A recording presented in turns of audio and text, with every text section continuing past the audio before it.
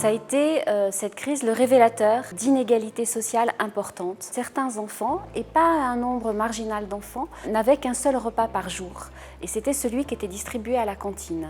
Avec la fermeture des écoles, on s'est rendu compte que nombre d'enfants se retrouvaient à la marge de la société, à la marge de la socialisation, à la marge parce que dans l'incapacité de pouvoir suivre l'école à distance. Ça a été effectivement deux constats troublants.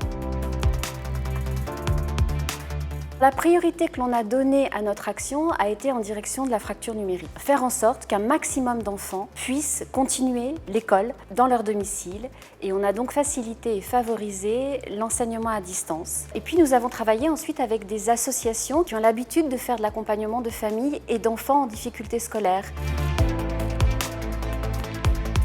Ce décrochage scolaire avait principalement impacté les jeunes en formation professionnelle. Nous avons donc choisi de mettre l'accent sur ces jeunes qui ont entre 15 et 18 ans en accompagnant le réseau des écoles de production. C'est un réseau qui accompagne les jeunes qui sont réellement en rupture scolaire à reprendre un cursus de formation. On sait qu'il y a des dispositifs qui existent pour l'insertion professionnelle des jeunes à partir de 18 ans et ces dispositifs-là sont nombreux.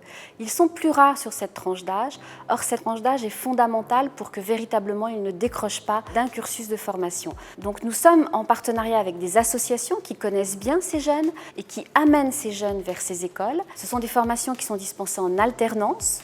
Et pendant 3 ans, ces jeunes sont accompagnés de manière très individualisée et personnalisée dans leur cursus de qualification professionnelle et dans leur insertion professionnelle, puisque quasiment 100% des jeunes sortent en ayant une insertion professionnelle à la clé.